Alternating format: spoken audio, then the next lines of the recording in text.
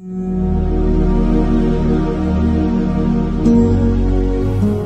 paz do Senhor Jesus Cristo, meu irmão e minha irmã. Graças a Deus estamos aqui, mais esta oportunidade. Meus irmãos, quero vos convidar, neste momento, a ler comigo em Romanos capítulo 7, versículo 15 até o 25, a qual já está aberta aqui a minha Bíblia. Romanos 7, a partir do versículo 15, que diz assim a palavra: Porque o que faço não aprovo, pois o que quero, isso não faço, mas o que aborreço, isso faço. E se faço o que eu não quero, consinto com a lei, que é boa, de maneira que agora já não sou eu que faço isto, mas o pecado que habita em mim. Porque eu sei que em mim, isto é, na minha carne, não habita bem algum, e com efeito, o querer está dentro de mim, mas não consigo realizar o bem. Porque não faço o bem que quero, mas o mal que eu não quero, esse faço. Ora, se eu faço o que não quero, já o não faço eu, mas o pecado que habita em mim. Acho então esta lei em mim, que quando quero fazer o bem, o mal está comigo, porque, segundo o homem interior, tenho prazer na lei de Deus, mas vejo nos meus membros outra lei, que batalha contra a lei do meu entendimento e me prende debaixo da lei do pecado que está nos meus membros. Miserável homem que sou, quem me livrará do corpo desta morte? Dou graças a Deus por Jesus Cristo nosso Senhor, assim que eu mesmo, com entendimento, sirvo a lei de Deus, mas com a carne, a lei do pecado. Até aqui, amém? Palavras do apóstolo Paulo ao povo de Roma, capítulo 7, do versículo 15 até o versículo 25, para a nossa reflexão neste momento. Grande apóstolo Paulo, né, irmãos? Mas o que eu quero falar aqui? Sobre o coração. O coração é o centro da vida física e ocupa o lugar mais importante no sistema humano. Por transição fácil, a palavra carne representa toda a atividade mental e moral do ser humano, tanto os elementos racionais, tanto quanto também os elementos emocionais. Usando outras palavras, o coração é usado figuradamente para aludir às fontes ocultas da vida pessoal. E de acordo com a Bíblia Sagrada, a depravação humana está no coração. O pecado é um princípio e, como tal, ele tem o seu lugar no centro da vida interior, a respeito do qual disse o apóstolo Paulo aqui na leitura que nós fizemos. A graça que nos é oferecida é Cristo Jesus, como presente de Deus para livrar das prisões do falso ego e do pecado que a todo tempo nos cerca, tentando nos destruir. O coração, irmãos, deve ser conservado. Primeiro ponto, o coração deve ser conservado. Em Provérbio 4:23 diz: Sobretudo, o que deve guardar, guarda o teu coração, pois dele procedem as saídas da vida. Salomão previa que, mesmo tendo certeza da proteção divina, deveríamos guardar o nosso coração na certeza de que os nossos desejos estivessem de acordo com a vontade do Senhor, a vontade diretiva de Deus. E assim permaneceremos no caminho do Senhor, guardando o nosso coração. Guardar o coração, irmãos, em protegê-lo, não expor aos impetuosos embates da vida humana. Contudo, sermos firmes na esperança, seguindo para o alvo que conduz para a salvação. Mas como guardar o coração? O que diz a palavra em Deuteronômio, capítulo 4, versículo 9? Então somente guarda-te a ti mesmo, e guarda bem a tua alma, que não te esqueça daquelas coisas do que teus olhos viram, e não se aparte do teu coração todos os dias da tua vida. E as farás saber a teus filhos, e os filhos de teus filhos. Deuteronômio 4, versículo 9. A coisa mais importante, irmãos, aqui é a preservação da comunhão com Deus. Nada deve sobrepor esta diretriz ou conduta cristã. Devemos, irmãos, sim, peneirar, selecionar todas as coisas no intuito de fazermos somente o que agrada a Deus, para o louvor da sua glória. O coração determina o caráter.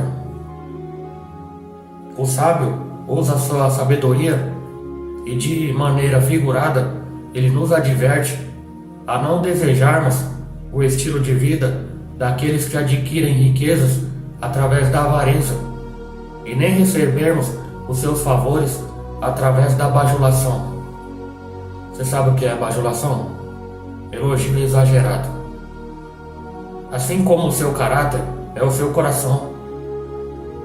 Sua amizade é falsa, pois o pecado habitando o seu coração determina o seu caráter pecador.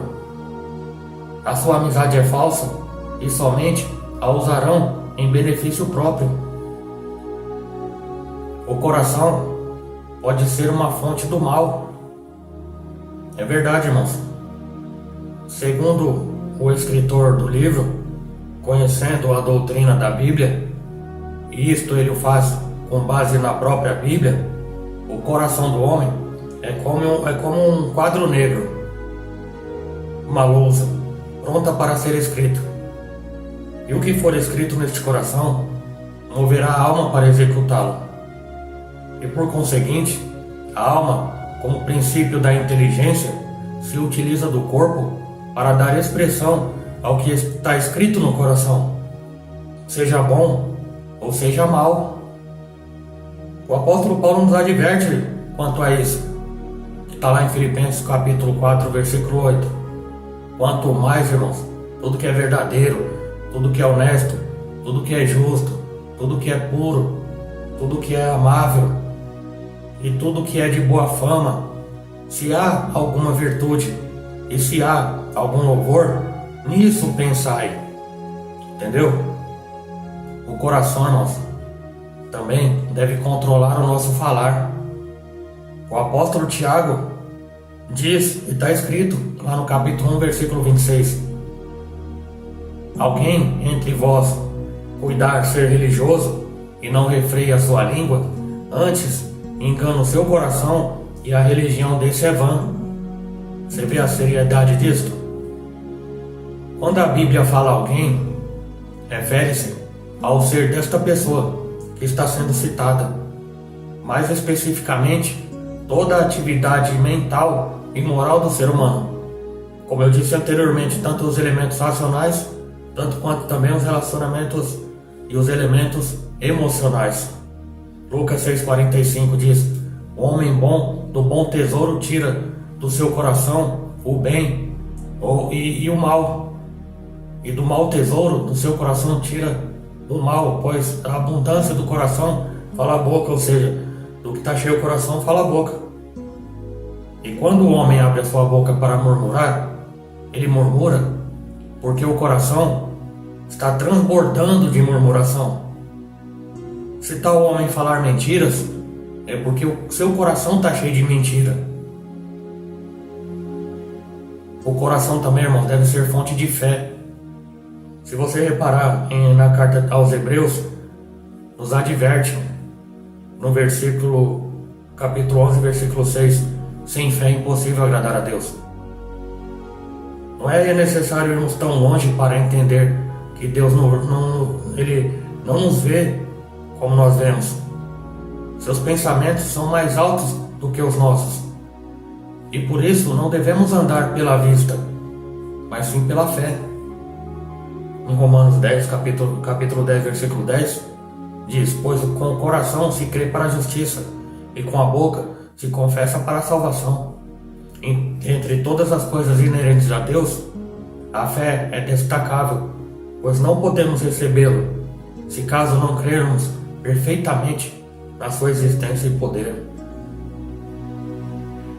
Então, irmãos, neste momento, eu conclamo a você, Igreja do Senhor, que venhamos a refletir sobre nós, como se Jesus Cristo, nosso Senhor, viesse nesse momento. O nosso coração, irmãos, deve ser uma fonte inesgotável de amor, uma fonte inesgotável de perdão, de paz, de paciência, de contrição. Busquemos de todo o nosso coração as fontes inesgotáveis de Deus.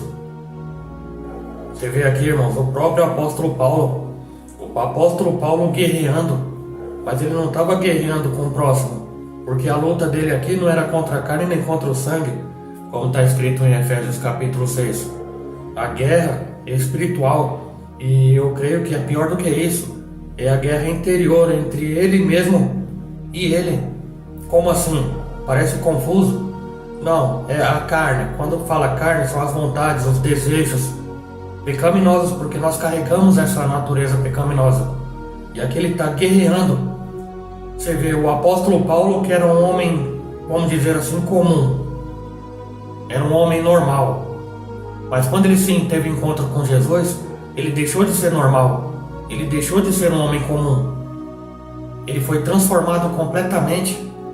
O perseguidor da igreja passou a ser um cristão, defensor do evangelho, posto para a defesa do evangelho. E aqui ele está citando a guerra que ele sofria, a guerra que ele padecia, que também nós padecemos hoje. Nós temos que ter o controle, porque aquilo que eu quero fazer eu não consigo fazer, e o que eu tenho que fazer eu não consigo, e vice-versa, e assim por diante. É a guerra espiritual, irmãos. É a guerra corpo-espírito, mente, vontade e o fazer e executar. Eu não sei qual é a sua procedência diante disto. Nós somos pecadores. Todos nós somos pecadores, porque a Bíblia diz que aquele que não tem pecado já está cometendo pecado, porque ele está mentindo. Mas eu digo assim, pecado no dia a dia. Nós erramos diariamente, seja da forma que for, seja através até mesmo de um pensamento. Mas você não sente aquela lástima? Você não lamenta os pecados que você comete? Eu oro a Deus todo dia pedindo perdão. Jesus Cristo já me perdoou, se oferecendo na cruz do Calvário, já perdoou, já levou sobre si. Verdade, irmão, mas eu peço perdão todo dia para Deus, para que me limpe, me purifique. Porque aquilo que eu sei que não é para mim fazer, de repente foi feito. Aquilo que talvez não era para mim falar ou pensar, eu fiz. Ou talvez o bem que era para mim fazer, eu também não fiz. E a Bíblia diz que aquele que sabe fazer o bem não faz, comete pecado. E aquilo que não é de fé também é pecado. Então é uma luta constante, irmãos. Quem mente, por exemplo, quem teve problemas terríveis com a mentira em algum tempo da tua vida e está lutando contra este mal, pedindo a direção de Deus, pedindo a ajuda do Espírito Santo. Mas quando de repente ela se depara, ela mentiu, ela deixou de falar, ela omitiu, e ela luta, e quando ela vê, ela fala: poxa vida, errei de novo. Por quê? Porque ela não consegue, ela não está com a sua mente, o seu espírito exercitado para mandar no corpo. Eu espero que você esteja me entendendo aqui, irmãos, porque o nosso coração tem que estar cheio de Deus, tem que estar cheio de palavra, para quando chegar esse momento, que a vontade não fale mais alto, que a natureza carnal e humana não fale mais alto, para que a gente não venha consumar o pecado, para que a gente venha ter controle da nossa mente. E aqui está um segredo primordial do versículo que eu gosto muito, você já deve saber qual que é Filipenses capítulo 4, versículo 8, que eu citei aqui. Quanto mais, irmãos, nisso pensai, no que está a lista do que nós devemos ocupar a nossa mente. E ocupando a nossa mente de coisas boas, nosso coração vai estar cheio de coisas boas. E não o contrário. Nós não devemos e não podemos, ou pelo menos não poderíamos, encher o nosso coração de coisas ruins. Eu te pergunto, o que você está assistindo na sua televisão? Eu te pergunto, o que você está acessando na sua internet? Eu te pergunto, com que tipo de pessoas você está se relacionando? Eu não falo em relação amorosa ou sexual ou qualquer outro tipo. Estou falando relacionamento de amizade, de conversas. A palavra de Deus diz: as más conversações corrompem os bons costumes. O coração naturalmente já é enganoso, a palavra de Deus diz, mais do que todas as coisas. Quem andar com sábio vai ficar sábio. Quem andar com tolo vai ser destruído. Ou talvez vai ficar menos sábio ainda. Se caso não for nada de sábio, não precisa dizer o que vai se tornar, não é verdade? Que tipo de pessoas você está andando? Quais são os tipos de amizade que você tem? Que tipo de filmes você gosta de assistir? Que tipo de músicas você gosta de ouvir? E eu vou mais além um pouquinho, irmão. Você me permite só mais um pouquinho? Que tipo de louvores você está ouvindo? Que tipo de músicas gospel você está ouvindo? Ah, tem dia que a gente acorda mais ou menos. Como assim mais ou menos? Ah, talvez um mau humor, talvez teve um pesadelo, talvez acordou cheio de preocupações e não acordou tão bem, nem tão bom-humorado. Ou talvez acordou triste mesmo. Talvez, como algumas pessoas que são influenciadas pelo tempo, olhou para o tempo e viu que estava nublado. Aí ficou triste e depressivo porque o sol não raiou. Aí esse tipo de pessoa influenciada pelo clima, ela amanhece depressiva porque amanheceu garoando, amanheceu frio, o dia tá triste, o dia tá feio. Eu falo isso, eu já peço perdão para Deus, porque todos os dias são maravilhosos. Aí a pessoa passa aquele dia triste e a pessoa passa aquele dia depressiva. Louvado seja Deus. Aí ela pega, liga o rádio e sintoniza num canal que toca música gospel triste. Aí a pessoa que está triste vai ouvir uma coisa triste, vai ficar triste mais ainda. É natural. A pessoa está triste, ela não procura ouvir uma coisa boa. Ela não procura ouvir um louvor que exalte a Deus, que agradeça a Deus, que glorifique o nome dele por mais um dia chuvoso, por mais um dia de frio, por mais um dia que está vivo, pela misericórdia de Deus que se renova mais uma manhã. E às vezes essas pequenas atitudes que o nosso coração nos manda fazer, e nós acabamos obedecendo o nosso coração, e ele nos engana. Quantos de nós somos enganados pelo nosso próprio coração? Coração que procede todas as coisas boas ou ruins. Do que o seu coração está cheio? Com que você tem enchido o seu coração? É só você pensar no seu dia a dia. Eu não sei do seu dia a dia, e glória a Deus por isso. Você tem que saber do que você está enchendo o teu coração. Para quem você está emprestando os seus ouvidos? Como assim emprestando o ouvido? O provérbio diz que o fogo só permanece aceso se pôr lenha no fogo. O que tem a ver com o ouvido? Você sabe por que existe fofoqueiro? É porque hoje em dia o número de homens fofoqueiros está ultrapassando o número de mulheres fofoqueiras, coisa que era mais, entre aspas, normal entre as mulheres.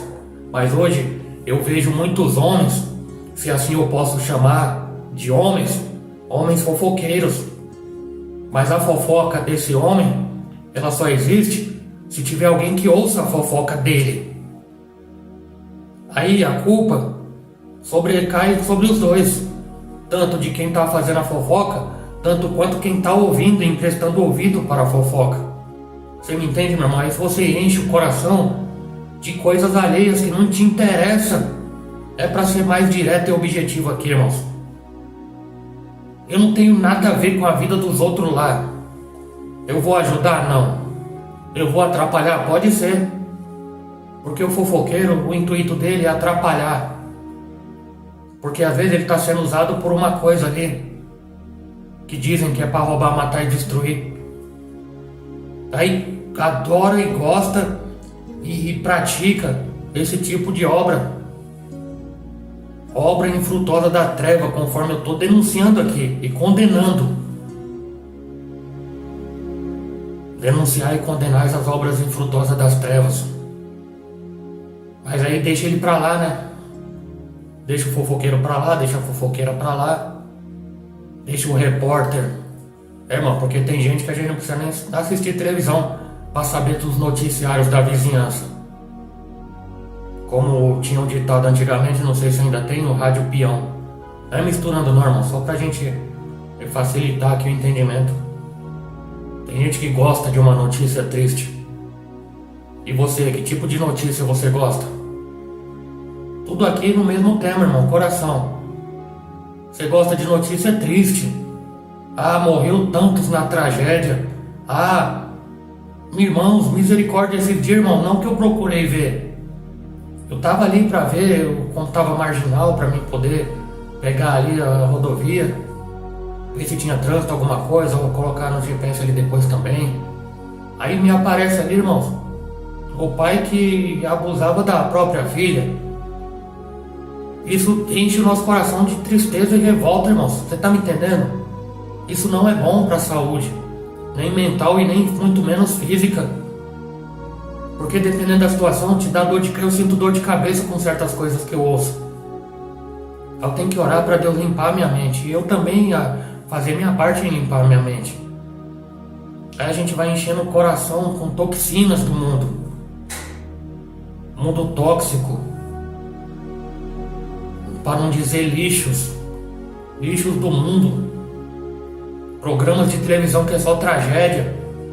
Que dá dinheiro para as emissoras. Mas ela ganha muito dinheiro com esse tipo de programação porque tem você que assiste. Fica triste comigo não, meu irmão. Fica triste comigo não, meu irmão. Invista o teu tempo enquanto tem tempo. Invista o teu tempo enquanto tem tempo para buscar as coisas boas. Para encher o coração de coisas boas. Notícias ruins, tragédias, incêndios, mortes, violências, tudo de ruim. E muitas pessoas gostam disso. Aí acaba perdendo tempo em buscar as coisas boas. Eu não estou falando de fanatismo religioso, de morar dentro de uma igreja.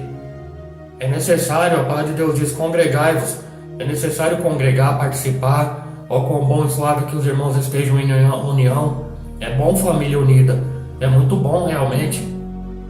Mas, irmãos, eu falo de comunhão com Deus em casa, um devocional, em algum momento, de preferência de manhã. Para quê? Para encher o coração de coisas boas. Para sentir alegria e não tristeza. Mas eu te pergunto novamente, você está enchendo teu coração de quê?